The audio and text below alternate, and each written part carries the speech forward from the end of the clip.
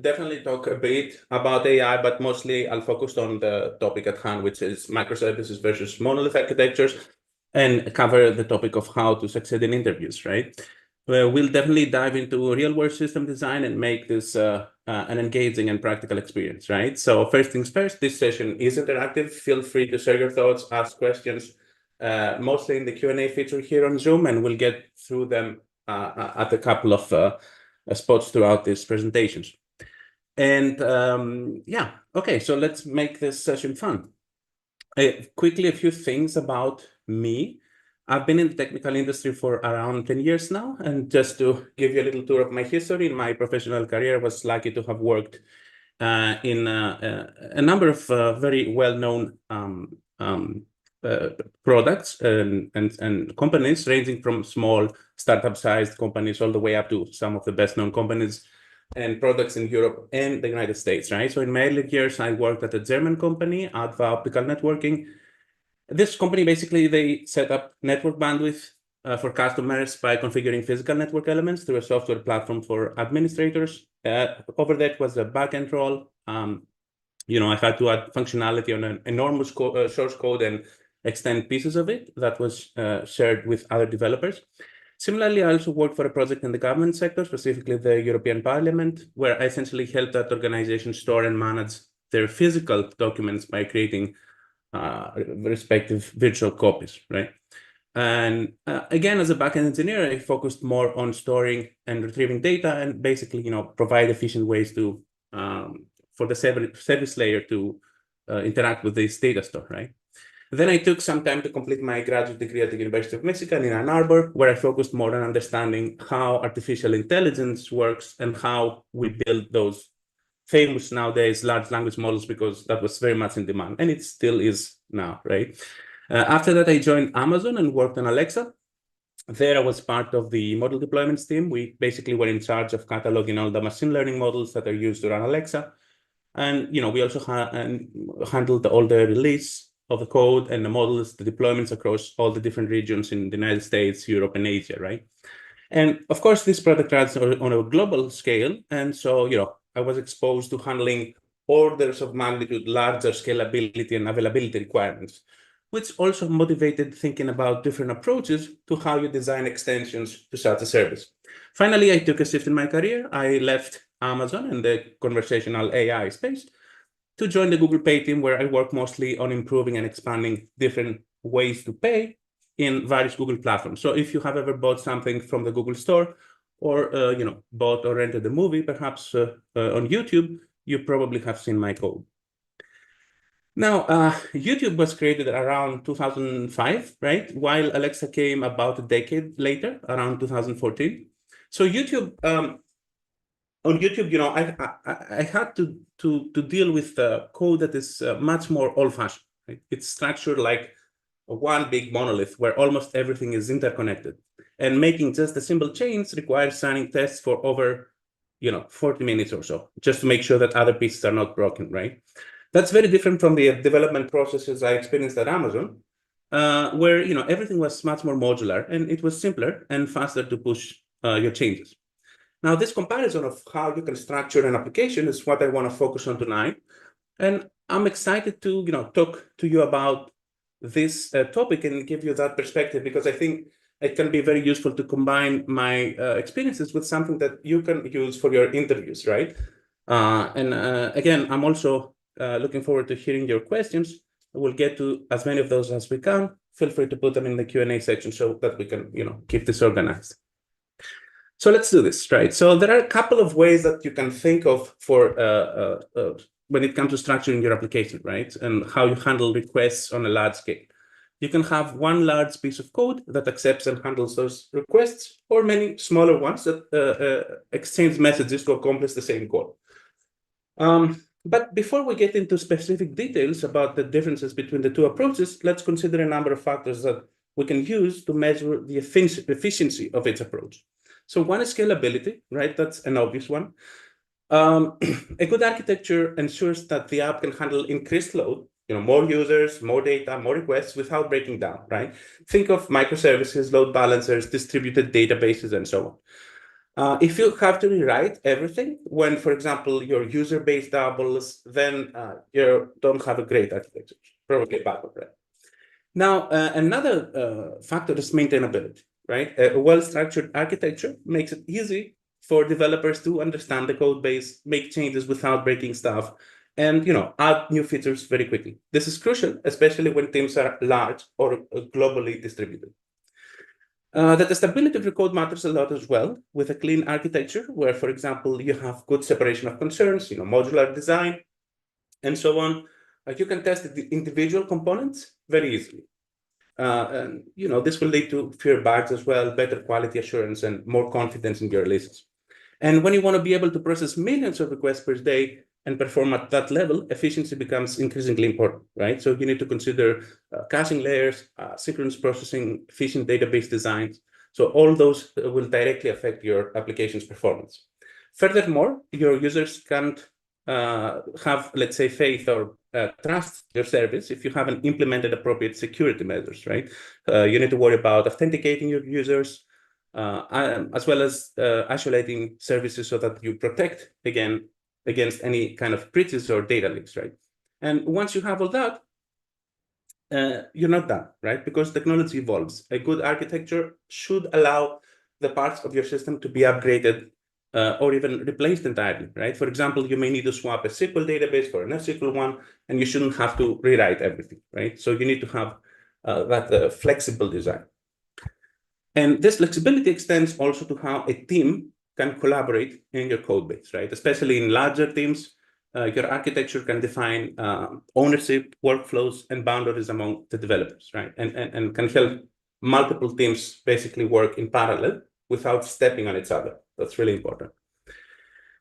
Last but not least, every choice you make and every feature you include, it adds some cost, and poor choices can lead to unnecessarily high bills or expensive rework, right? So we see that there are many factors that we need to consider when deciding what architecture is more appropriate for our use case.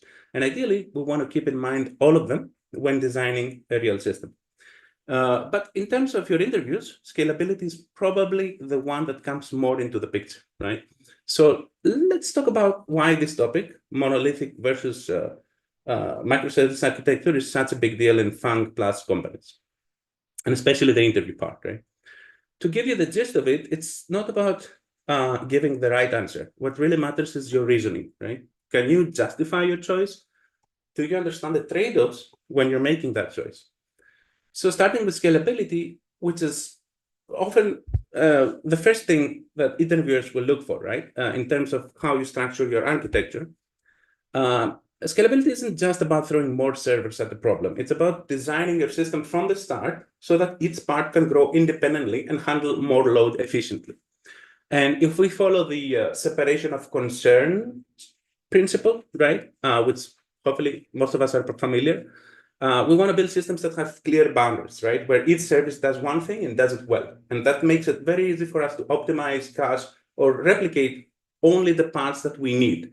It allows developers to work independently without stepping on each other, and bottlenecks are easier to isolate and fix.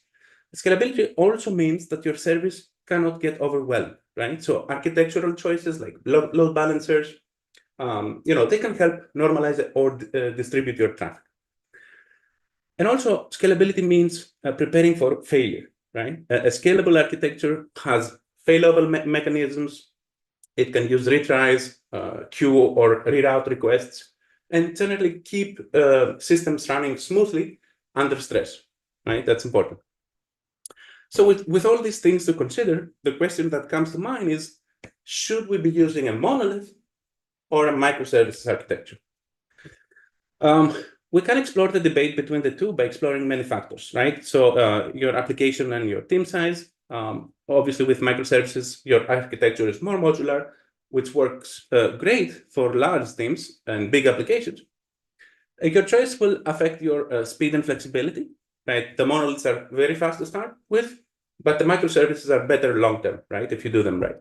Regarding operational maturity, you need to be aware that microservices require very good DevOps, right, which is the observability and automation, right? And this includes all 7 phases of that, right? That's integration, testing, monitoring, feedback, deployment, operations, right? We talk more about all those phases in other classes in IK, but I'm just mentioning them here. Finally, in your business logic, in microservices, naturally modular, right? So if the business is like that, it's a natural fit, right? So it depends on your domain as well. So each approach has trade-offs, right? They solve different problems and create different challenges depending on the context. So let's try to make a comparison and keep score, right? With regards to first scalability, right? With a monolith, you need to scale the whole app, right? You can't just choose the hot parts that are limiting your application. So that's not good, right? With microservices, on the other hand, you can scale only the services that you need. So that's good. So microservices win on the first one, right? Scalability. Let's check performance. Well, in a monolith, you don't have network latency between components, right? You just call the function. With microservices, you have to do a network call for each message exchange, which adds latency, right? And all those decentralized data stores have orchestration overhead. So that's not good, right? So monoliths win on performance. And what's happening with system maintenance? Well, with a monolith, you have easy debugging because that's one code base. Your logs and stack traces are all in the same place. But, one bug could bring your whole system down. So that's middle ground, I would say. While with microservices, it's definitely harder to test, debug, and monitor across many different services, separate services, right? But on the other hand, with one failure in one service will not crash everything, right? So you have better fault tolerance. So that's again middle ground. This one is a tie, probably. It doesn't appear that we have a clear winner, right? So how do we reason when we have to make that choice, right? What we will do next is try and understand both approaches. So we'll give a definition and we'll understand them better. And when the time comes to make that choice, we will be in a position to make reasonable trade-offs per use case once we understand the advantages and drawbacks of each. So the first choice is monoliths, right? Generally, these are going to be a single executable service in a single repository that combines all your business logic, data access logic, even UI distribution logic, everything together in one package.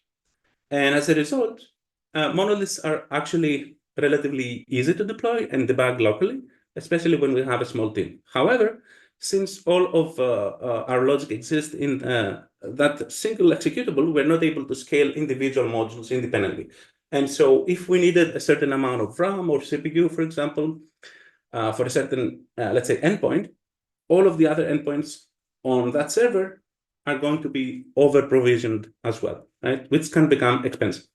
The other piece of this is that as our team grows, we start to risk introducing merge conflicts while everybody's trying to commit into this one single repository. Now, of course, there are ways to get around these problems, but it's still something that we need to worry about.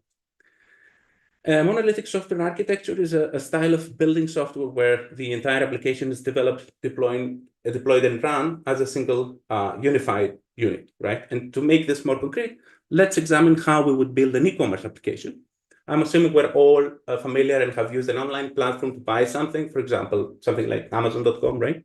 So let's see. When designing a system, the first thing we need to worry about are the requirements, right? We cover detailed strategies of what questions to ask an interviewer in an interview setting to accomplish this, elicit the requirements in other classes in IK. But here we pretty much know that, it's an e-commerce application, right? So next, come our use cases. So we would typically have the user registration and login feature, browsing of products, a shopping cart feature where the user can add what they want to buy, and then the submission of the order, and of course the payment, right? So how would we design this as a monolith? We see a sample structure in the slide, right? We have the e-commerce hub folder, and we break it down into a number of folders, the controllers, the models, routes, databases there, and something for the UI, right? Notice that we still need to use appropriate design techniques to structure our application. It's not that because we have a monolith, we put everything in one file, right? And so, if you read, again, the solid principles for software engineering, we still apply those in a monolithic architecture. However, even if our design is well designed at the object level, we still notice that it's still a single-tiered architecture. All our components, the user interface, business logic, data access, all of those are combined into one program running on a single machine. Obviously, you have one database, and the code is compiled and deployed as one application, right? Sharing the same memory space. Now, someone might say, this isn't necessarily that bad, right? This is something that many developers typically have done, and many companies have launched a number of successful and profitable applications like that. And there are, in fact, many good aspects of developing your application in this fashion, right? First, like we said, it's very easy to build, especially for small teams. There is some modularity in the way that we broke down our folders. It's easy to test. Everything is in one place, so you can write and put your unit test in a respective folder. Nothing complicated, right? And integration tests are straightforward as well. You can connect to your external services or mock their interactions and test the whole thing. The deployments are simple as well. You will have one command to deploy the whole app. It's one executable. So, everything will run smoothly. All your calls are internal functions. So your performance should be great, right? There's no network overhead. However, let's see what happens if we decide to scale, right? Imagine that your user base doubles or even triples, and your application is a success, right? So the first thing you need to decide is what will you do with all the money that's coming in? But in terms of your application, maybe it starts to respond slower. Maybe latency starts increasing, right? There is some bottleneck. The database is overloaded, right? Or some other part. So now you have problems. And what you can typically do in scenarios like this is do some profiling, right? So where you're looking at what's going on to figure out which part is slow. And then, okay, we found that. How can we scale that, right? The only option you have is to vertically scale your system, right? So you can add more RAM, more CPU power, and that will work, but up to a point. And it's probably not ideal, right? If, for example, just the order service part is overloaded, you will still have to scale the whole app, right? You can scale each part independently. And as your engineers and your company develop more features, they introduce more bugs. That's natural, right? In a monolith, what will happen is that every change, every code you push affects the whole thing, right? Even if it's unrelated. So, maybe you have some intern who was trying to build this one-click to buy feature or something, but unintentionally, the whole ordering subsystem broke, right? Why? Because you have tight coupling, right? So the whole app builds and behaves as a whole. And this will affect your build and your deployment times as well, right? Even a one-liner change means you have to redeploy the entire application. Yeah, I should also mention it's increasingly hard to adopt a new technology, right? So let's say you have a new UI library or a new version of some ORM framework, right? And if you want to change a language or a framework, this will affect, again, your whole system, right? So you need to worry about versioning your system and planning the transition to the new stack. And this takes a lot of coordination. Maybe you need to do code freeze periods where nobody's allowed to make changes. And this obviously will take time and resources from your other roadmaps.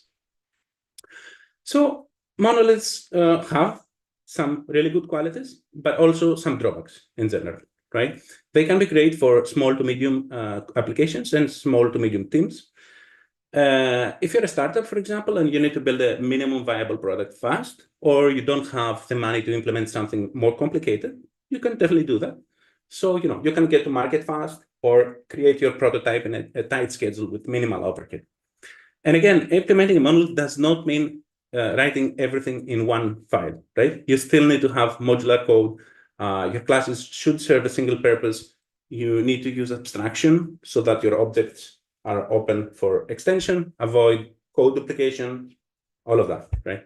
And we covered all that and how you can model your objects in a design in one of my other classes here in IK. So, design patterns, development principles, and so on. And so these are very useful skills for your interview design your questions, right? When you go in a system design interview, so how you can structure your code on the object level, right? So I encourage you to look into this class as well. Okay, now what's the other hand, right? What's going on over there? We also have microservices, right? Now, microservice architecture has been a hot topic in the industry for a long time. This is when you structure your code as many separate services in many separate repositories. And the idea is to break the separate logic of our system into distinct, simpler, and smaller services. And that complies very well with the Unix philosophy that each part should do one thing and do it well, right? That's the concept behind microservices. Now, since the services are separate, we can scale them independently. So if one endpoint requires twice as much RAM, like we said before, we can scale that separately, no problem. If there's a lot of traffic going on to that endpoint, we can make this one highly available without necessarily over-provisioning others. Now, one of the downsides here is that if we're doing this for many separate repositories, we will also need to have multiple separate deployment pipelines, right? Which starts to add to our maintenance complexity. Now, the other big piece of this is that microservices have this issue related to API breaking changes. So, if you have some, let's say, a user service and we remove a field from our user model that other consuming services expect, all the other services that consume that user object now have to be updated, right? Otherwise, we will just break them, and we'll have to deploy multiple services simultaneously to fix them. Now, again, most of these problems have a solution, right? So in this case, in order to prevent interruption, we can use version endpoints, right? And so our clients can still use version 1 of the API, and they update to version 2 that has the breaking chains when they're ready, right? Another common issue that I've seen has to do with how deep a single call can go, right? So with microservices, we have some API service that calls maybe some other user service, which also calls a different device service maybe. Now we have tripled our latency. We will have the API service latency plus the user service latency plus the device service latency, right? In addition, this one single request has now caused 3 separate executions, right? Which not only increases the risk of timeouts, it also increases our costs, especially on serverless environments. So again, these trade-offs must be weighed against the simplicity of a monolith, right? But let's see, in our specific e-commerce application, right? How can we break our previous monolith down into smaller, more manageable parts, right? We see on the slide, we have 5 different microservices, right? One will be the authentication service. This will handle everything that's related to how user can register for our shop, how they can log in, it stores their password, secondary authentication methods, CAPTCHA, anything related to access restriction. Another microservice can be the product service, where we can put all the code that manages products in our inventory. When we decide to offer new products or remove some items from our inventory, all this information can live there. Next is the cart service, and this one basically keeps the user's shopping state. They can add a product to the cart, they can update the quantity, save the cart for later, and so on. Keep in mind that all of those use cases and the ones we discussed before require some kind of persistence, right? So all of that requires saving some state, some data in a data store. And we will see how this works later. But to continue with the different services here, we can also have the order service that handles creation of orders, and finally the payment service that processes all the payment transactions. This will include credit card information, receipts, process refunds, and all of that.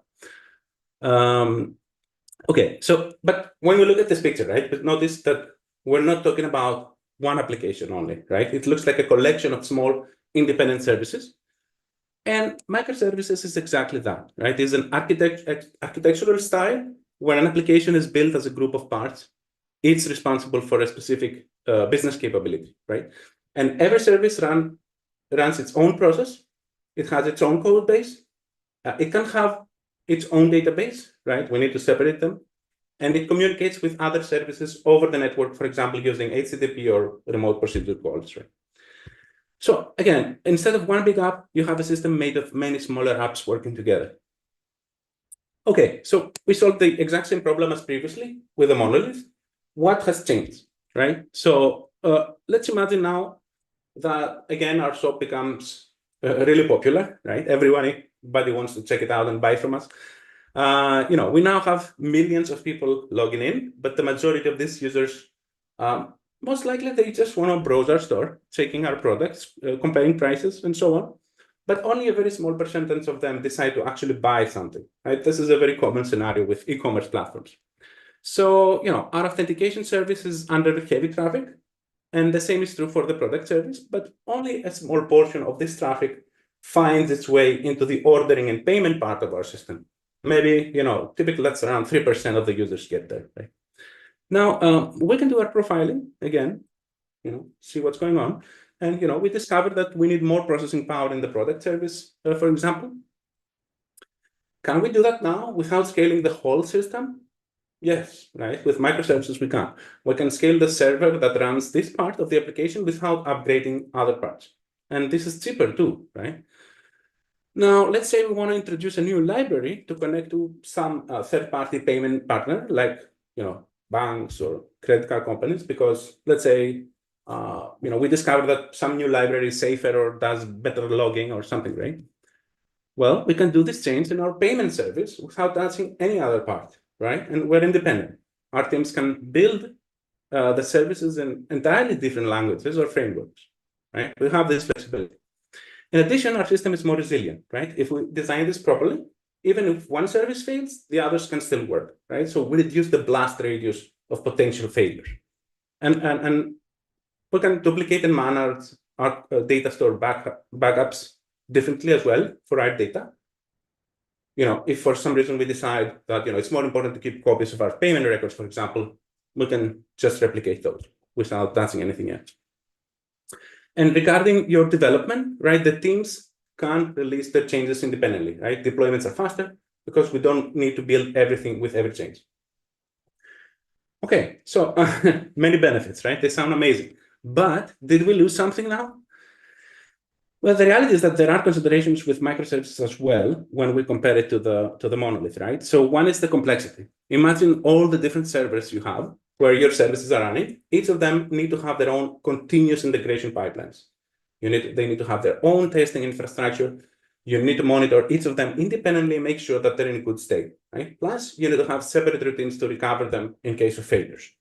You also have additional complications with managing all your APIs, right? Each microservice needs to maintain its API discoverable and well-defined, especially in cases of updates on the API level, like we mentioned, right? You may need to keep different versions. And so, there's additional work there as well. Your latency will definitely increase because the communication between the services over the network is much slower than in-process calls. You may also experience data inconsistencies. Cross-service transactions are difficult, and typically, such systems, you have to deal with eventual consistency. So your data is not always consistent, right? For example, imagine a user places an order. The order service creates the order and then notifies the inventory service to reduce the stock, right? If we assume that the order is successfully created, but the inventory service fails, maybe there was some timeout. What is going to be the result, right? You will have an order in the system, but your stock will not be updated, right? That's inconsistent. And again, there are always ways to deal with problems, right? So in this case, we could use retries. And even if all your retries fail, you can log what happened and trigger some compensation logic, right? And this can minimize your chances of inconsistencies, but they can still definitely happen, right?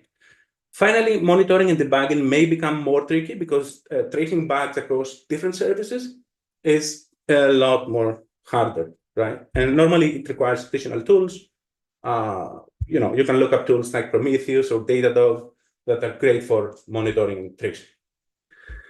So ultimately, microservices have some great qualities, but they come with a cost, right? The popular opinion is that they are better suited for larger teams or multiple teams working on a much bigger application, or in cases where, if you know beforehand that your app will need to scale quickly and flexibly, then you may start with that, right? So, when you build things in the cloud, which is the trend nowadays in big companies, microservices is the way to go, right? Because big companies want that high availability aspect of, cloud native applications. So the tendency is to build applications like that. So, but, with microservices, you kind of shift the complexity into your infrastructure a bit more, right? You trade one big application for a network of small applications that, and that means you need more tools for communication, deployment, monitoring, security, etc., to hold all this together. So we saw two different ways to architect our solution, right? How do we pick the right one? We kind of understand what each of them is now. So that is where this trade-off mindset comes into play, right? And it's critical to be able to recognize when an approach is giving you more benefits than another alternative, right? And one of the main points I want to make here in this class today is this trade-off mindset, because it's a fundamental engineering skill that's not very often highlighted, right? We want to explore the skills we need, especially those that lead to career success in our field, right? And so I want to emphasize this expectation from engineers, especially at this type of companies, and how we can emulate the skill to attain career success, right? Because understanding the expectations is the first step at meeting or exceeding them, right? So before I get into the actual comparison here, I want to say this about what these FAANG plus companies really expect from their engineers, right? What makes FAANG engineers successful? Because simply writing code, even if it's good code, it's not necessarily sufficient to have a successful career, because there's a strict upper limit in the amount of code that you can write in a day, right? And the growth of that is linear at best, right? So when thinking about what it takes to be successful, broadly speaking, a lot of what we do involves prioritizing work and then weighing the trade-offs, right? So the ability to identify and weigh different options against each other is what matters, right? And that's where both our broad and deep knowledge really comes together in the real world, but also in an interview setting. This is something that you want to be able to demonstrate how you reason and eventually make those good decisions, right? So try to practice that.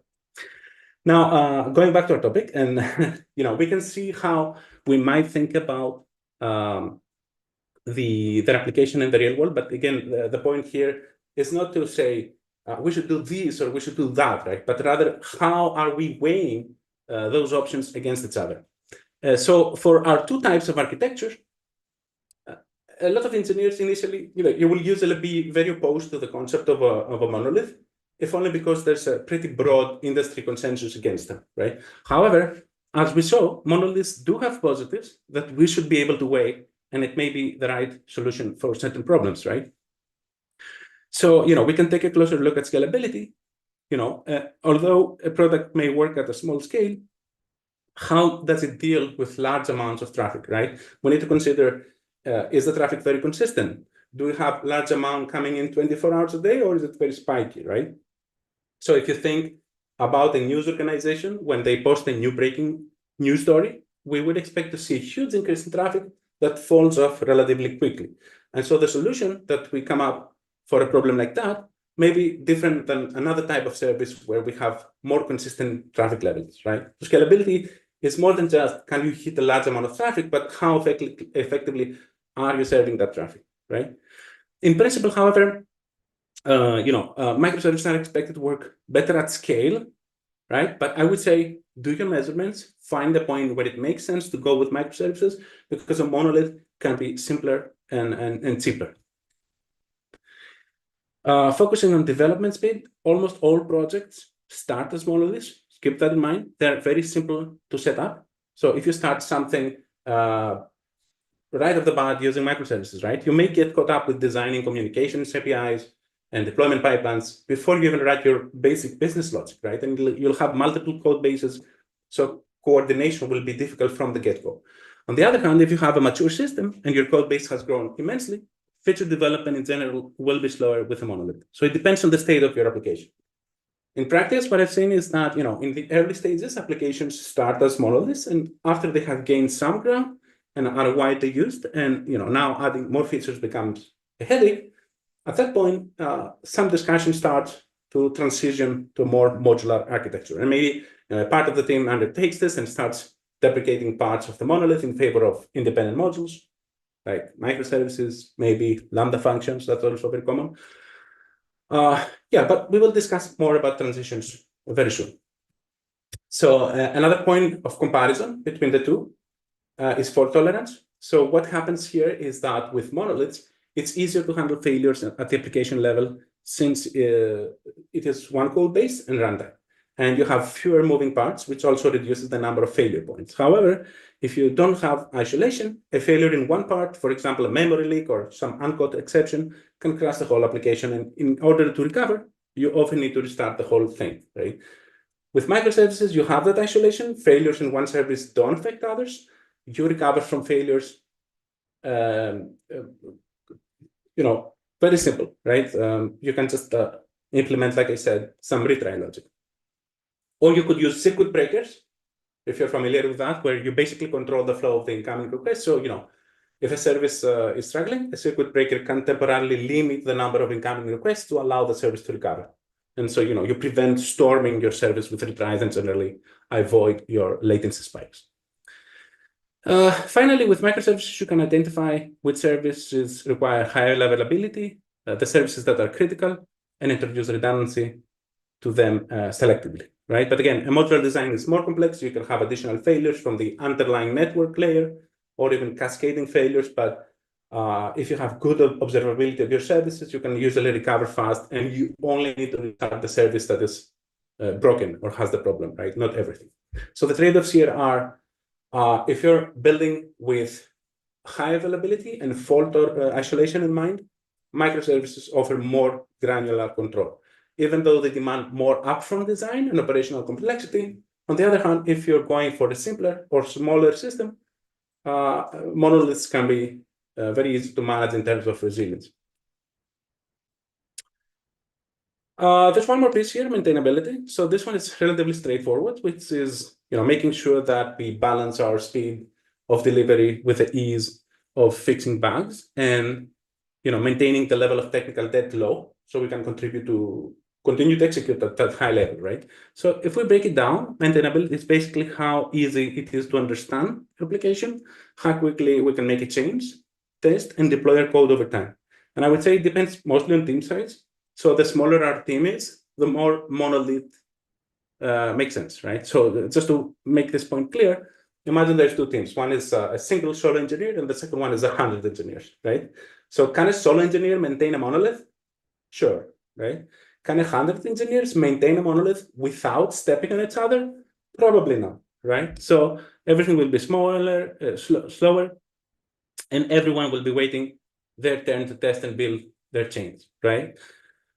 Now, what if we break the application into pieces, right? Well, now the solo engineer is going to be spending their time figuring out where each service is and writing logic to maybe centralize the logs, right? So there's a lot of overhead. What about the bigger team? Here, you can split them up, and each sub-team can be responsible for only one part. They can test and deploy their changes independently, they can work faster, and they only need to fully understand their part of the application, right? This includes the languages and frameworks that are used only there, not everything. So that's very efficient, right? And sure, you will have to allocate a few engineers to work on, gluing those different parts together. But once you pay that cost, the productivity of the rest of the engineers will skyrocket. So that's your trade-off here, the team size. So it seems that typically applications, again, start as monoliths because the advantages seem to outweigh the potential problems. But as applications mature, the benefits of using microservices become more prominent. And so many companies do that exactly, right? They start simple and make the transition later. So let's discuss a bit about how this transition can happen. Now, transitioning from a monolith to microservices is a big move, right? It requires major refactoring. Still, many projects that I've seen eventually make this transition, and there are different ways to do this. But before that, I would say you need to make sure you understand the real reason why you want to transition. Don't do it just because it's the trend, right? So you need to make sure that you're solving real problems. Maybe your deployments are slow, or you need to scale individual parts of your application. Usually what happens is that, developers are struggling to contribute to a monolithic project because of, frequent code conflicts and rollbacks, and this delays the organization's roadmaps. So once you identify good reasons to make this migration, then you also need to keep a few things in mind. So because you want to do this right? So the first thing I would say is that you need to make sure that each microservice encapsulates the data that's responsible for. So, which can only happen if you have a dedicated data store for each service. Now, data from other data stores could be stored locally in a cache. That's okay, as long as you're not really taking real responsibility for that data, right? The expectation is that whenever you need to update your cache, you make this network call to the owner service, because that's your source of truth, right? So every component has to be the single source of truth for this data that it owns, right? The second thing here is it's very tempting to take services and start breaking them down into simpler and simpler components, right? But before you decide to break something into further into something more modular, you can ask the question, will the data of this new module be used by many services or just one? If it's just one, you then proceed and ask, when there's a change in the requirements of this potentially new module, does this affect any other service?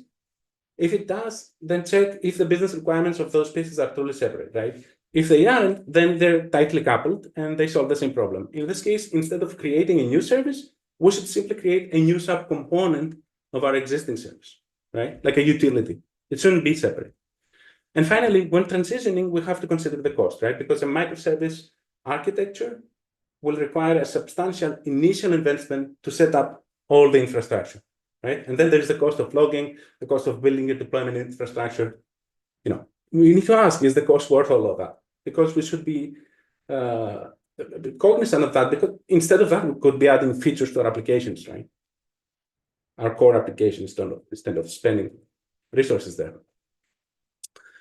Okay, but once you have real answers and you decide that, okay, yes, I need to make this decision, this transition, there are a couple of options that you have in order to proceed, right? So the first one is you can still keep using your monolith,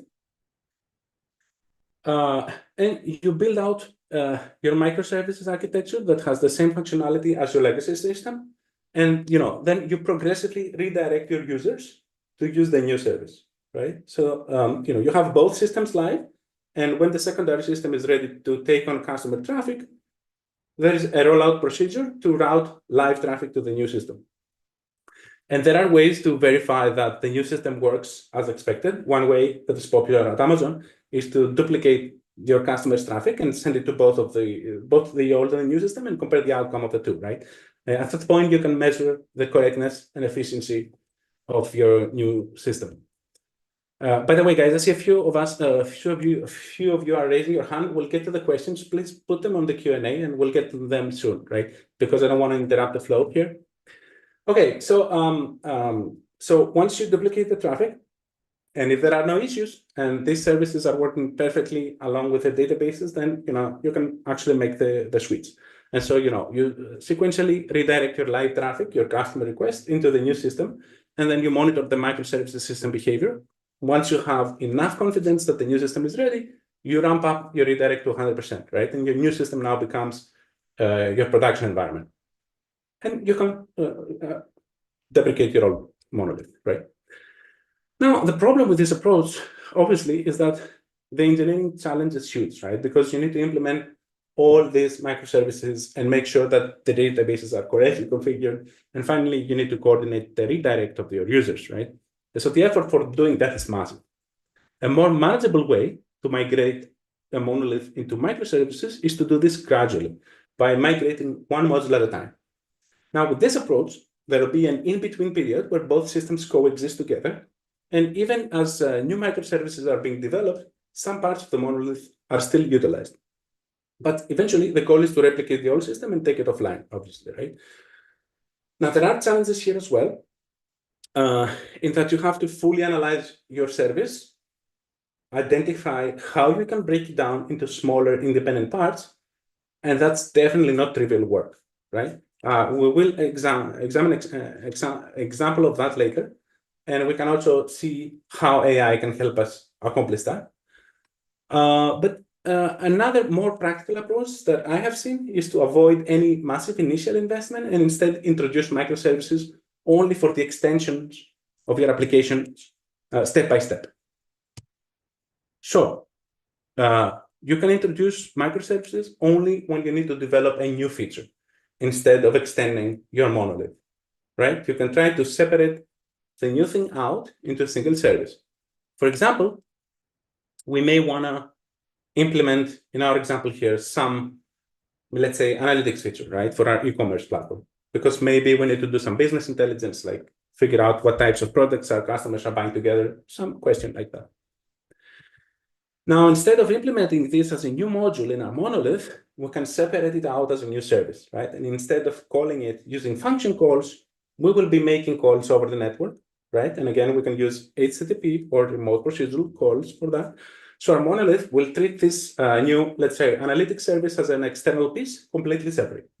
Now, this is a new service, right? It will have its own database that the monolith cannot access, right? This can be at the same technology that the monolith uses, or it could be another, right? Essentially, we have a clear isolation of concerns between the two systems, which is great, right? In addition, with this small change, we now open the possibility for all future features to be developed as such, like as separate services, right? Into distinct containers even, and distinct code repositories as well. So, as we keep extending our system in this way, adding new microservices for every new feature, at some point, we will need to bring in some infrastructure changes so that we can do this more easily, right? So, and the first change we will need is to define how we can communicate with these services. So our new analytics service will, for example, will be taking our network calls, but first it needs to give us this API contract to tell us how we can call it. And whenever we want to call a function of that service, we need to read the contract, construct an object as per the requirements, and then send the request over the network, right?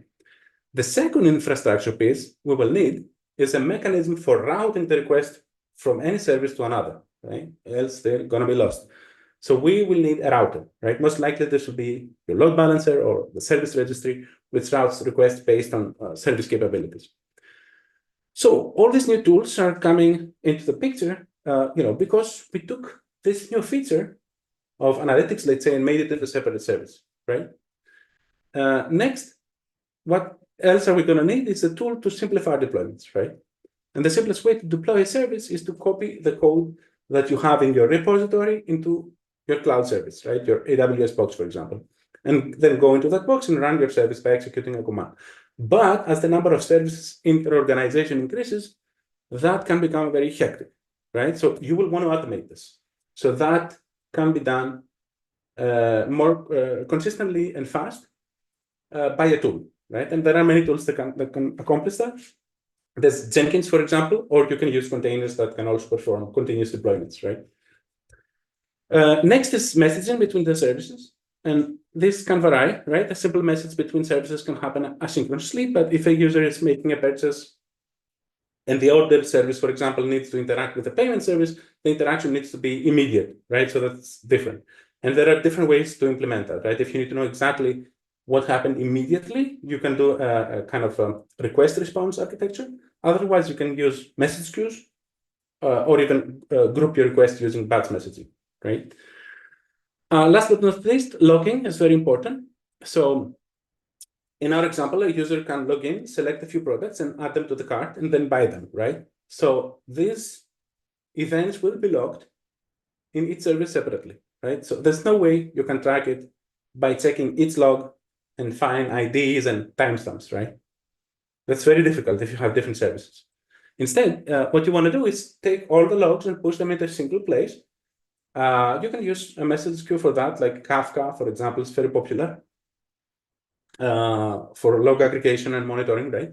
And it can make debugging much easier.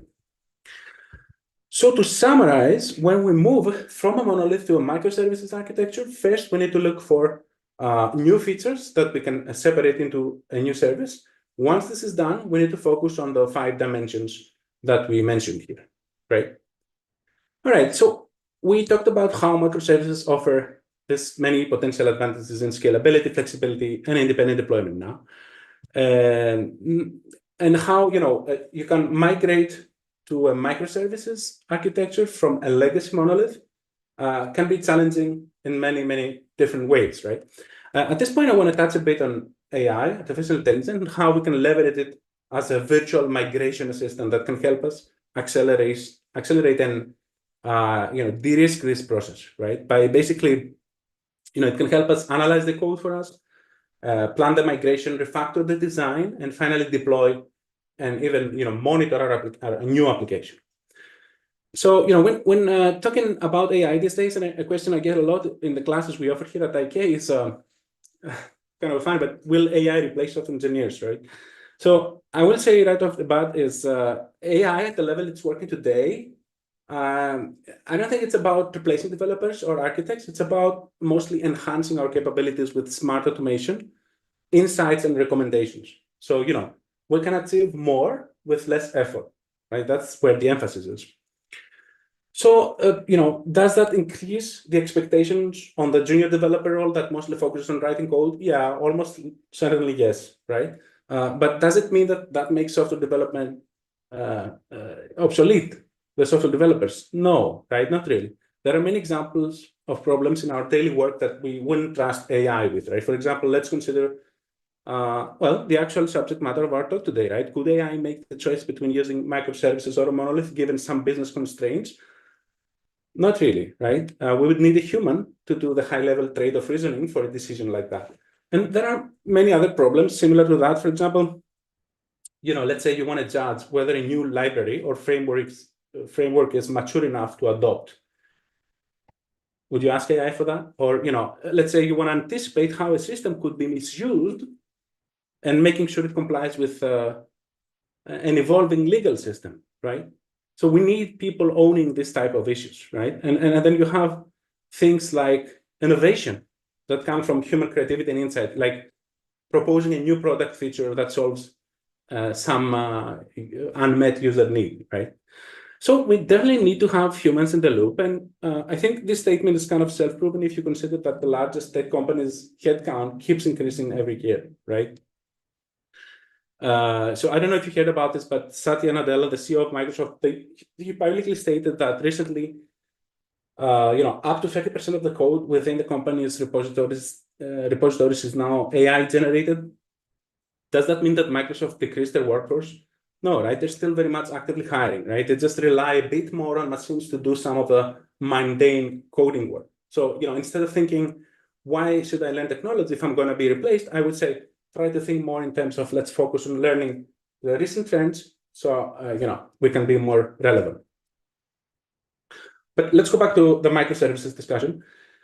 And let's see how AI can help us in this domain, right? So as we mentioned before, the very first big challenge is figuring out how we can break a monolith when we want to entirely replace it, right? So how do we discover the natural boundaries of our services? So AI can do definitely a lot for us here. It can scan our code base and find those clusters of related components.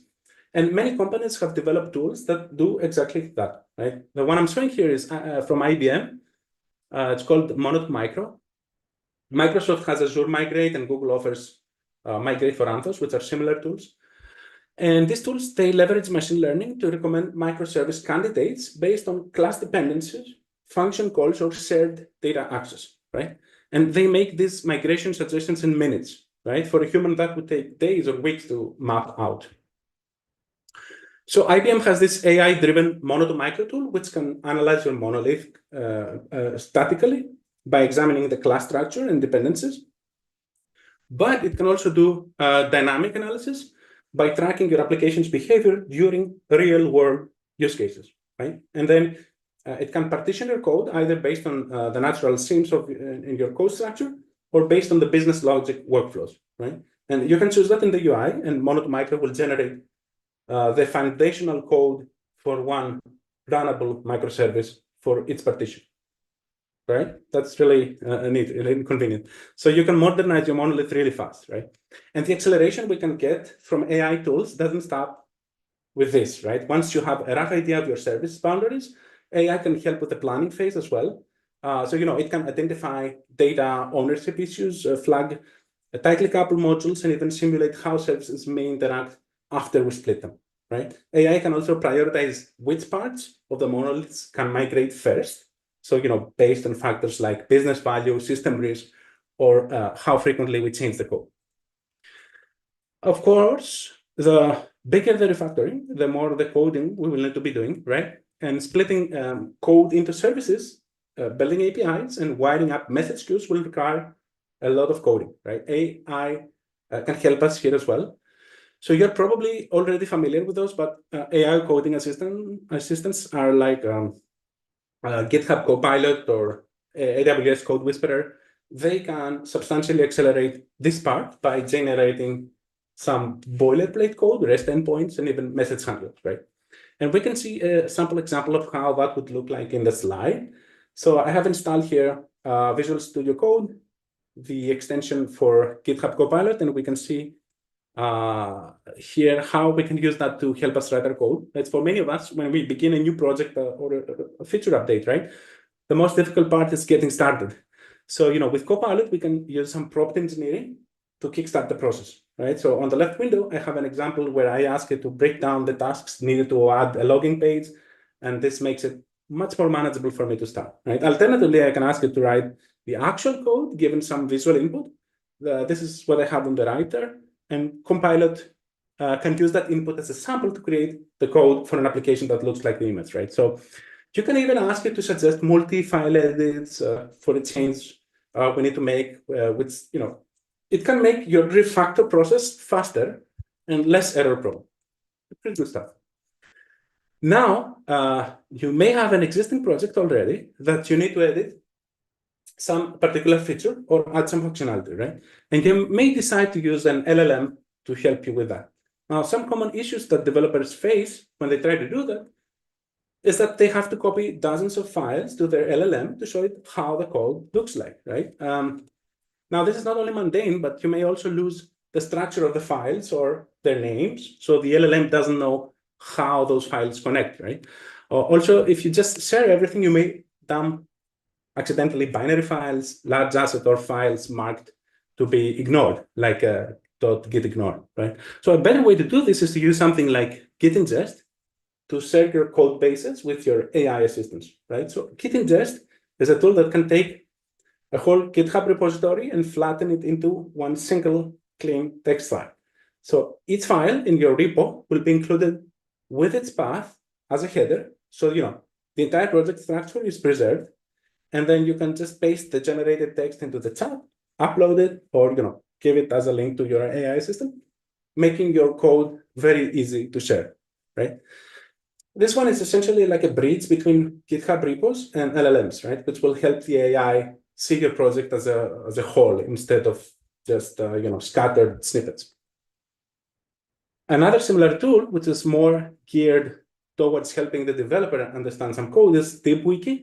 So this one will take an existing GitHub repository and automatically transform it into an interactive wiki-style knowledge base. So it will generate documentation, module overviews. It will create dependency graph to visualize the relationship between your code and create even architecture diagrams.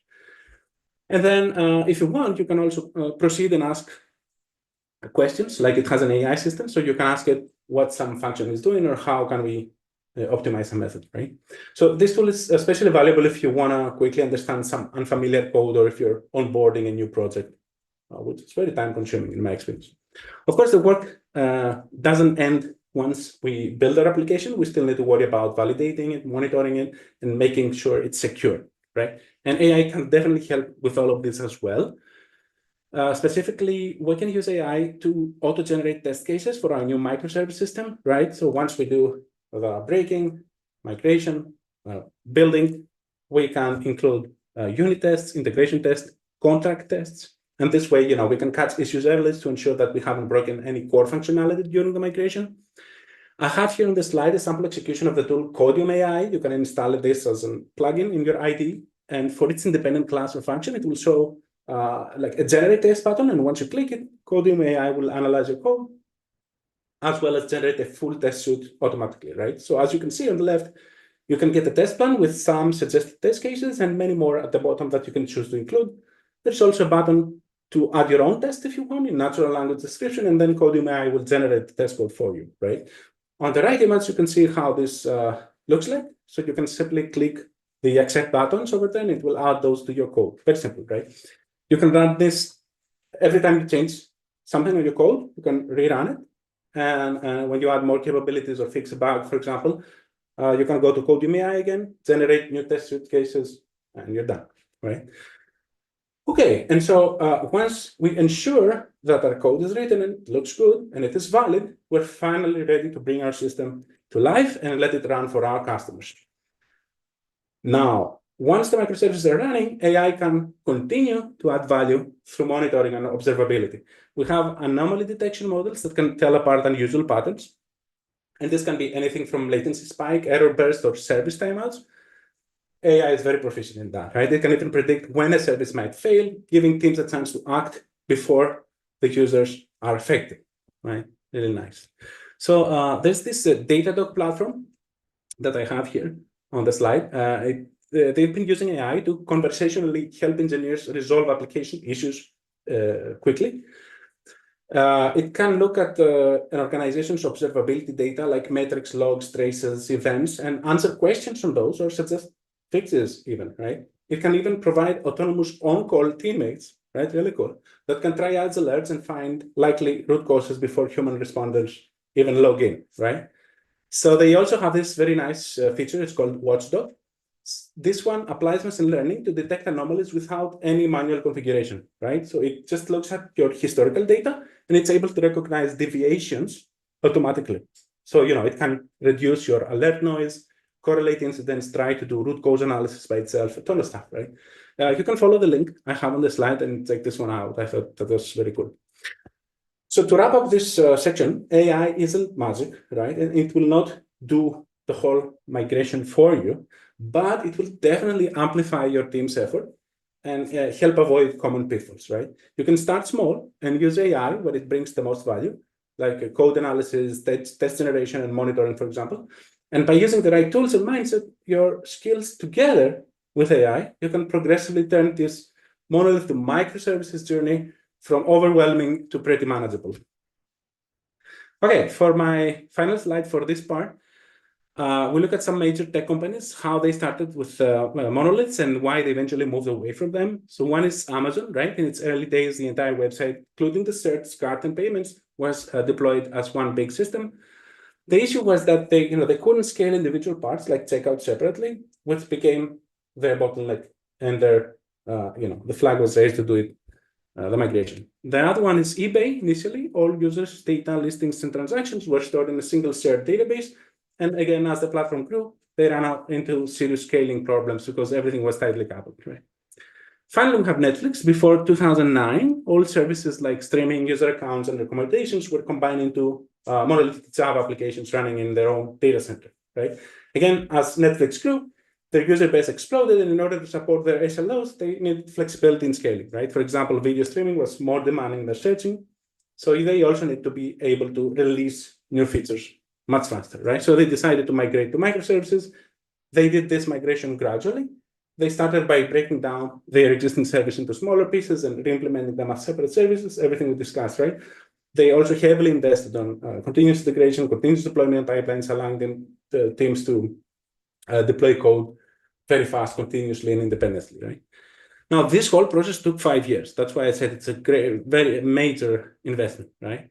And now, instead of having their own data center, they mostly use AWS cloud infrastructure. They use API gateways, as we discussed. They do log aggregation, everything we saw, right? And today, Netflix is basically a collection of thousands of microservices, and it's working great, right? They have globally scalability, essentially, very high availability, and they successfully cover the demands of millions of users daily. Now, all of these companies faced the scaling challenges, which is the big point here, due to their monolithic setups, and small updates caused delays, and the system lacked that flexibility. So that's why they eventually transitioned to microservices, right? A more scalable and modular approach. Thank you. I can take one. If your folks have any question, I would say drop in a yes. A program advisor will be much better adept to address these queries. I would rather say that we focus on the content which Constantinos has to deliver right now. Sorry for this quick walkthrough. I'm so sorry for that, but thank you for understanding. So I did go through the Q&A. There was a few nice questions over there. Hopefully I answered them adequately, but please feel free to add the questions on the Q&A. It's more conveniently organized there because on the chat they get lost with all the messages. We receive a lot of messages. So, okay, the second part of this talk, we'll examine a case study in more detail. And again, we focus a lot on transitioning from monolith to microservices, right? That's the topic here. And this is we see how we can approach it if we were in an interview in a way, right? So imagine we're building something like Amazon, something that is used by millions of people every single day. This isn't just a website, right? It's a large-scale platform that handles huge traffic, orders, payments, and more in real life, right? So our goal here is clear. We need to design a system that can support that scale. Think reliability, speed, and accuracy, right? So let's walk through the key features of the system we must support, right? So typically users should be able to sign up, log in, reset passwords. We need to provide a rich product catalog with images, pricing, and descriptions. Users need to be able to build their cart or wish list, save for later, or remove items, right? We need to handle orders from placing one to viewing and even canceling. And we should smoothly process payments through Stripe or PayPal with failure handling. And of course, track our orders with real-time updates and notifications. Now, with great features come great responsibility, right? The technical expectations are high. We need to handle thousands of requests every second, ensure 99.9999 uptime, right? Basically always available. And we should remain very responsive. Typically, that's lower, under 200 milliseconds, right? Super fast. And the data must be accurate across orders, inventory, and payments, right? So now that's where the fun begins, right? How should we start designing the system? Would we go for a monolith or break this down into microservices?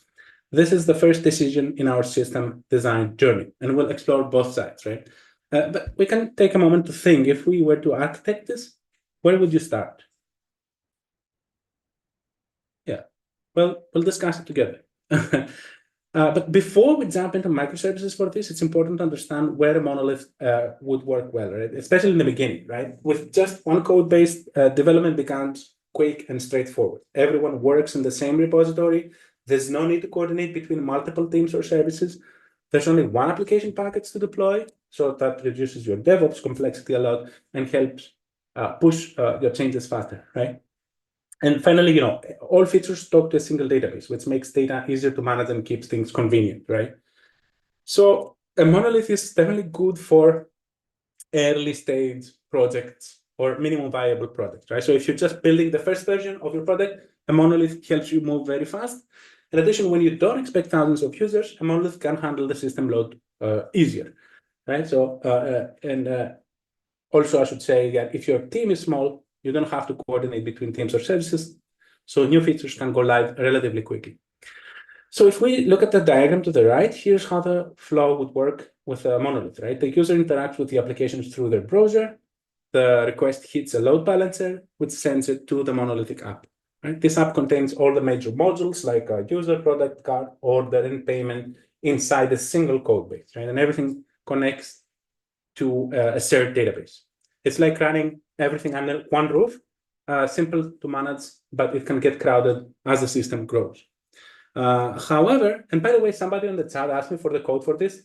We don't have a code for the e-commerce platform, right? This is just discussing the system design of that part. So if you were in an interview, you wouldn't actually write the code for that, but just draw out the big pieces of it.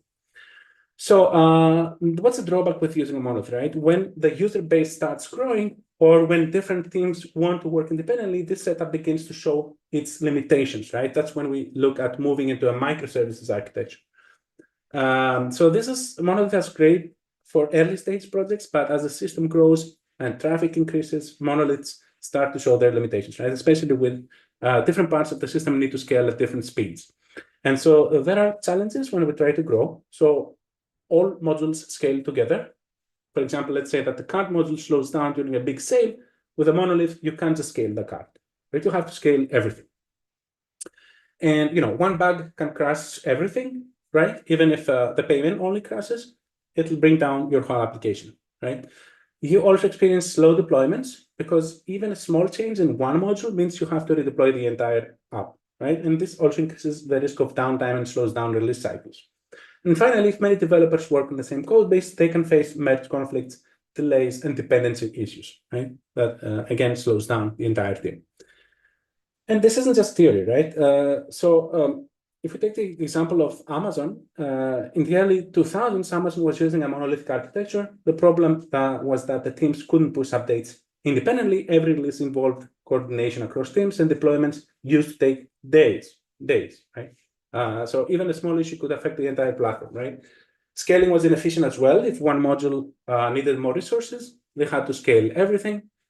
So those issues broke down development so much for years until Jeff Bezos gave the company-wide mandate where he said, that's notorious, I don't know if you've heard about it, he said, we need APIs for everything, right? You can Google this. So this meant that every team had to expose their functionality via APIs, right? Which eventually led them to do this big break into microservices. So one strong takeaway for your interviews from this is, if you need to choose between a monolith and microservices, you can say, a monolith fails when the system needs independent scaling, faster releases, and high reliability under heavy traffic, right? So this sentence can show that you understand when and why to transition from monolithic architecture to microservices. And so while monoliths are still simpler and fast to begin with, they start to hurt when scale, speed, and reliability becomes more important. That's when microservices become the better option, and we'll look at that architecture next, right? So let's say we start to hit our limits with a monolith. How do we know when it's time to break it apart? So this slide helps us identify the signs and show how to begin the transition, right? These are the most common signs that your monolith is outgrowing its usefulness. So first is the uneven load, right? So if some parts like the cart or orders face heavy traffic, while others like, I don't know, the users and profiles stay light. But, in a monolith, you have to scale everything together, which is inefficient. Another one is, when multiple teams are pushing code into the same repository, and this starts leading to delays, merge conflicts, and slow delivery. Also, sometimes one module may need fast release. But again, with a monolith, you have to deploy everything, right? Which will make your deployment slow. And finally, the failure thing, right? So if one module crashes, the whole system goes down due to tightly coupling. So if you start noticing these signs, you may decide that it's time to break up your monolith. So the first steps to do this are identify the heavy modules. It's best to start with modules that face the most load and change frequently, typically cart and orders in these e-commerce applications. And again, an AI system like Mono2Micro can help you identify those, right? In addition, you can identify the independent modules. So pick services that can work on their own with minimal dependencies. These are easier to extract without breaking things. So that's the static analysis versus the dynamic, right? The static is when you analyze the code, the AI tool can do that, or dynamic is it's analyzing how it's been used while you're running the application. And so you can do this manually or using a tool much faster, right? Keep in mind that each service needs to manage its own data, right? So before splitting, decide which service will own which part of the database, because on the microservices paradigm, you'll have separate databases.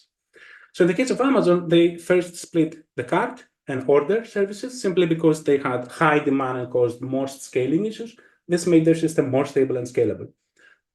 So for your interview, if breaking up a monolith comes up, remember to focus on traffic hotspots, team size, and release speed when deciding what to split first.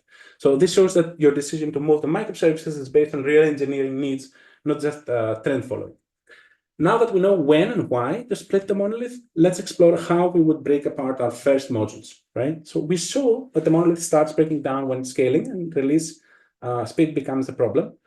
In our e-commerce case, we would start with a cart and module and order modules because these are the ones that are more frequently used by the users, especially during sales events or high activity. Cart and order just face the most load, right? So they benefit more from scaling.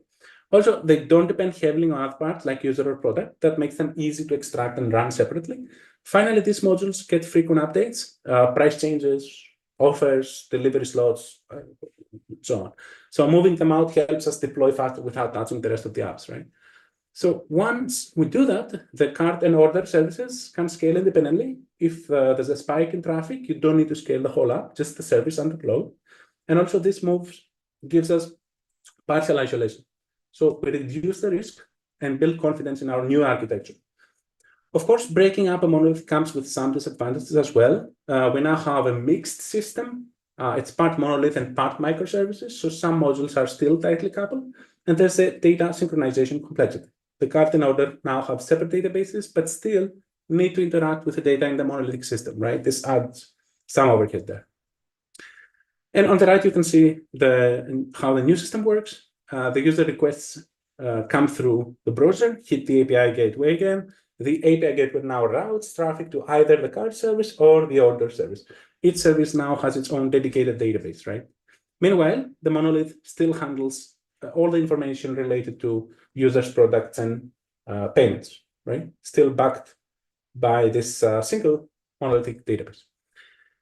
This approach is often called gradual migration, and it's safer because you don't break everything at once. So if this happens in your interviews, you can say, we prefer this gradual migration approach because, we split high impact services first, like the cart and order, instead of trying to split the entire monolith at once, which can be a headache, right? And this shows that you're practical and understand real world system evolution. And now we've broken apart some modules. We can continue this process progressively. So the final step is to fully decouple the system by moving all remaining modules, like user, products, payments, into their own services, right? How do we do that? We need to move the user, product, and payment out of the monolith, which will become a separate microservice. Now, each service will get its own database, and that's how we support true separation. And each team will manage their own data. And our API gateway will act as our single point of entry. It will route all user requests to the correct service, right? And after we do that, we will have independent scaling, right? Each service can now scale based on traffic directed to it particularly. We also get independent deployments, right? We can build, test, and deploy each service separately, especially if it's owned by a separate team, even development, right? And we have fault isolation, right? If something fails, everything else continues functioning, right? The whole system doesn't go down. Of course, as always, there are things we need to watch out for. One is the network latency, because now the services talk to each other over the network using APIs. So definitely this adds some delay. We may get data inconsistencies because our data now is spread across different services and syncing becomes harder, right? We need patterns like eventual consistency or distributed transactions to keep things aligned. That's definitely some complication there. So if we look at the final architecture on the right, our user requests go through the API gateway. From there, requests are routed to individual services, and each service has its own dedicated database. And data ownership is very clear, and reliability is improved. This is your standard microservice architecture. Each service is loosely coupled, independently scalable, and built to fail safely. So in your interviews, you can highlight the fact that microservices offer that flexibility, independent scaling, but they will require stronger monitoring, API management, and team collaboration, right? So this will show that you understand both of the advantages and the real world trade-offs. So we saw how we can split the system fully into microservices. We can now walk through a real use case, how the order placement works step by step in this architecture. So initially, the user selects items and adds them to the cart. This request goes to the cart service, which stores the items in the cart database. Once the user clicks checkout, the cart service sends all cart details to the order service. This begins the order creation process. The order service then calls the payment service to start the transaction. And at this point, the payment service handles the payment logic, verifying, charging, and updating the final payment database, right? Finally, after the payment is successful, the order service finalizes the order and stores it in the order module database. It also notifies inventory and notification service, for example, to update the stock and send a confirmation email, for example. So that's how you do some work through some use case on your system once you have designed it. So a few points to notice here are every step involves one service calling another via REST APIs or messaging systems. So we have a lot of service-to-service communication. We also may need to use tools like Kafka or SQS, AWS SQS, to pass those messages between the services. This helps when we want to decouple services even more by having asynchronous communication and improve performance by setting, you can put your throttling thresholds there. And finally, again, if one service goes down, the rest of the system can still function, right? That's the key advantage of microservices, that one failure doesn't crash everything. So in interviews, you can explain that by saying something like services talk to each other through APIs or message queues and how this can be done. And how isolation helps reliability by preventing a single failure from affecting the whole flow. Now, as we mentioned, microservices most likely have their own separate databases, which means they have no global transactions like in a monolith. Now, a common issue with that arises when two services need to work together. For example, that could be your order and payment modules. So, when, let's say, a payment succeeds, but the order service fails to update the stock, the system goes into this inconsistent state, right? This breaks trust and can cause serious problems for the user and the business. Now, there is a problem, but there are ways to deal with it. It's with its own trade-offs, of course. So let's see, like 3 ways of solving this. One is the saga pattern. So that here, basically, we know you break the transaction into small steps across the different services. And if something fails, we use this compensation action, right? For example, if the order fails after payment, we go back and refund the user. This is scalable and flexible and works well for long-running workflows. Another example to illustrate this pattern is when we book a flight and a hotel separately. Sometimes, if the hotel booking fails, this then goes back and cancels the flight as well. So that's the saga pattern. Another way to deal with data inconsistencies is the two-phase commit strategy. With this strategy, we try to act like a global transaction by locking resources in both services ahead of time, and the transaction commits only if both sides agree, right? With this one, while we ensure correctness, it's slow and a bit complex, right? And doesn't scale well in large distributed system. But definitely, two-phase commit is a very good strategy when we need this strict consistency, right? When it's required. Finally, we can have eventual consistency where we basically just allow data to be temporarily inconsistent, and we can rely on events that will happen, and it will sync the data later, right? Like when a payment is completed, an event will update the order status. So this is the fastest method, but it needs extra care, especially when reconciling failures or retries, right? Because things can go wrong. You may want to build health checks and consistency audits to verify everything is in order. And so what's the takeaway here in an interview? Make sure to explain the trade-offs clearly. Interviewers love it when you can show not just the what, but the why a solution works best in a certain scenario. Saga, like I have there, is it's flexible and scalable. Two-phase commit is strict but heavy, and eventual consistency is fast but requires careful handling. But ultimately, the goal is to keep services consistent, right, without compromising speed and scalability. And there's no perfect solution for this, just the best fit for your use case and requirements. Now, moving to microservices is great because the technical architecture improves, but the operational complexity also increases. This slide is about how to handle that. The reality is more services mean more things can go wrong. So we have new challenges. One is the network issues. So one service might fail to connect to another due to network errors, DNS issues, or timeout settings, right? Another is the API versioning that I mentioned. Is if a team updates an API and another team isn't aware, it will break your contract, so the system will go down, right? So backwards compatibility becomes important. And then in monoliths, everything is in one place, so debugging is easier. In microservices, tracking where and why something failed becomes really challenging. So we have now walked through the full journey from a monolith to a fully scalable microservice system. Let's summarize the key takeaways you can confidently use in your interviews.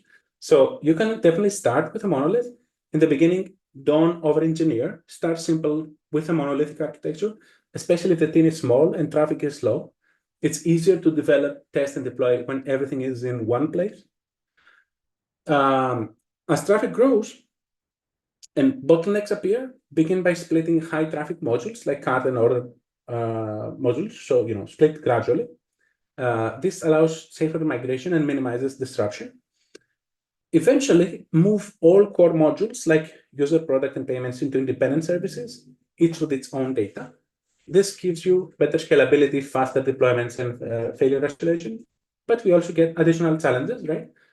Microservices come with a lot of overheads, including data consistency issues that we just mentioned, debugging complexity, and DevOps dependencies, right? So you need the right tools because you need to perform monitoring, login, tracing, and strong team coordination to manage all this very well. So when asked about this in your system design interview, your answer should reflect maturity, right? Say something like, I'd start with a monolith for speed. And when scaling becomes critical, start splitting the high traffic modules first and eventually evolve the microservices. While you still need to manage, though, the complexity with proper tools and DevOps. So this can show that you think like a real-world engineer, not just someone repeating buzzwords, right? And again, this architecture journey is not about doing everything up front. It's about making smart, scalable decisions as the system grows. So to recap our learnings, let's focus on what really matters in the system design interview, especially for FAANG plus components. It's not just about knowing microservices or architectural diagrams. It's about how you think, explain, and justify your choices, right? It's very important. Start by clarifying the requirements. Ask good questions. Don't jump straight to the design. Understand the scale, number of users, timelines, and key constraints. For example, in this MVP for 1,000 users would be different from a full-blown system that's designed for millions, right? So that will change your approach completely. Justify your choices. It's not about saying microservices or SQL, right?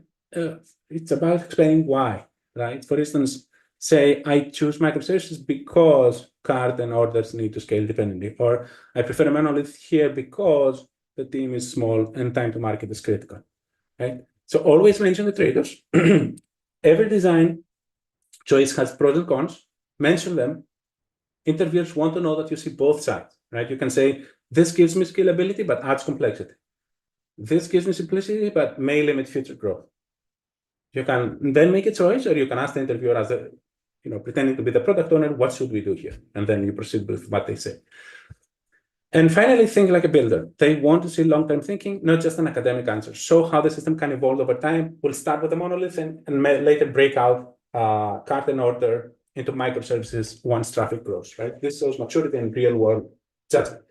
So when you're asked to design something in an interview, focus less on buzzwords and more on your thinking process. You can use simple words, that's fine.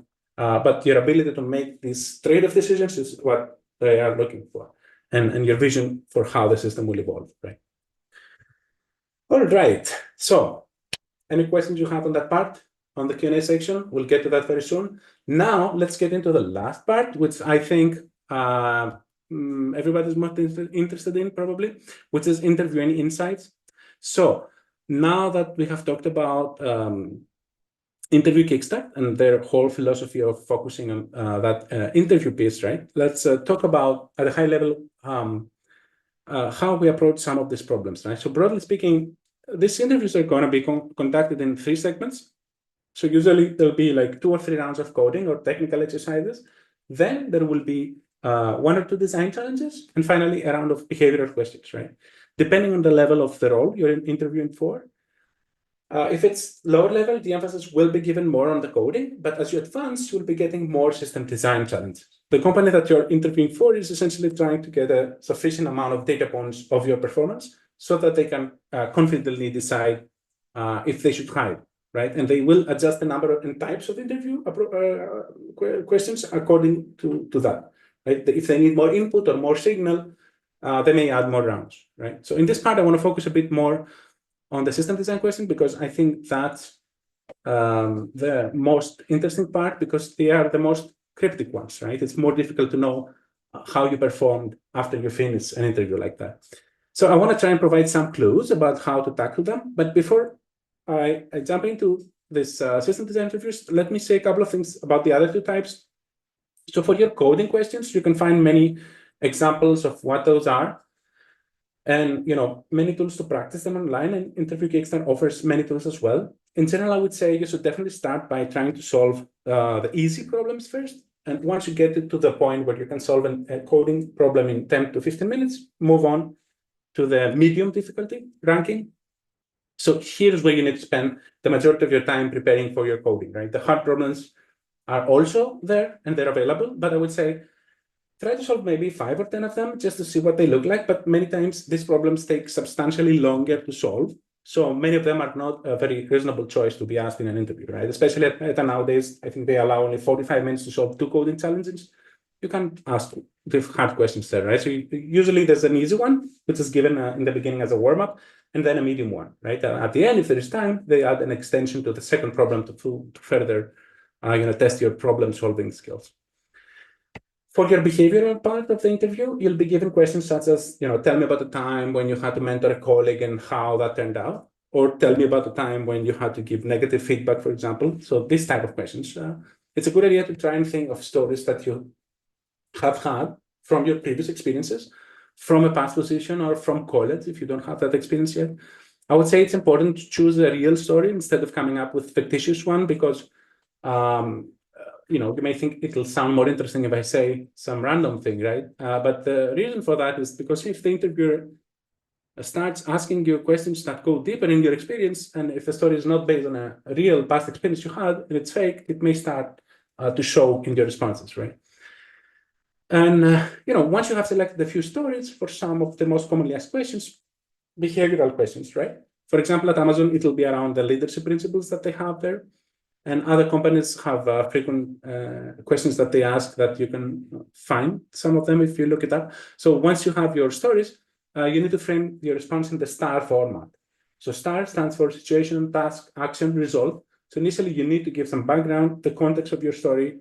What was your situation? Then what was the task that you were assigned? What you did about it, your action, and finally, the result that came out of it, right? So it's important to follow this format because the interviewer expects it. And they actually measure the efficiency of your response by checking that you used this exact format, right? So be on topic, answer any follow-up questions, stay on point, and use the STAR method to structure your reply. Okay, that was around coding and behavioral question. Now, regarding your system design interviews, in general, there are like 4 kinds of things that you may be asked in a design interview nowadays. Sometimes you're asked to design a database still. Let's say the company is heavily using Oracle. What they mean is design the tables, right? Maybe foreign key relationship consistency, maybe. So that's rare, but it does happen. Sometimes they ask to design APIs, right? Facebook has a reputation for doing so. So Facebook, if you have a front-end role, sometimes they ask you to design APIs. And I think Interview Kickstart has a separate class just for that. And then there is object design, that is designing the smaller parts. So let's say you believe in the microservices paradigm and you have broken down your system into microservices, and then you use C++ or Java or any object-oriented programming language to implement your microservices. They ask how one component of your overall architecture would work.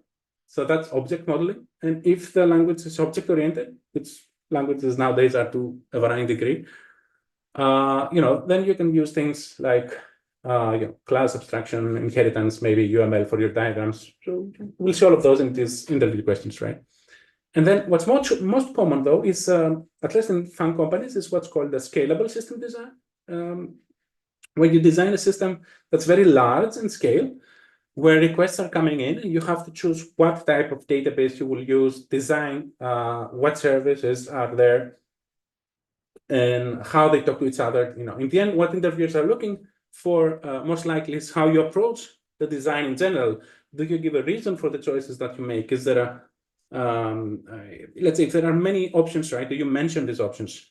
And so for that, it doesn't really matter what question you're going to be asked, right? They just want to see that you have this trade-off mindset that we talked about.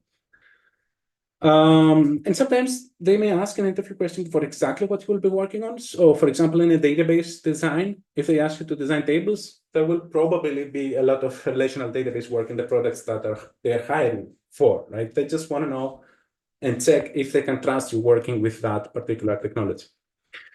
All right, so when we're given a problem or we want to start our own project, one of the very first things we need to do is make clear definition about what it is we're trying to build, right? And so the first step is to gather our requirements. And this is not a process where we sit back and imagine what would be nice to have, right? No, we need to reach out to the stakeholders, have discussions, try to elicit their thoughts on what they need.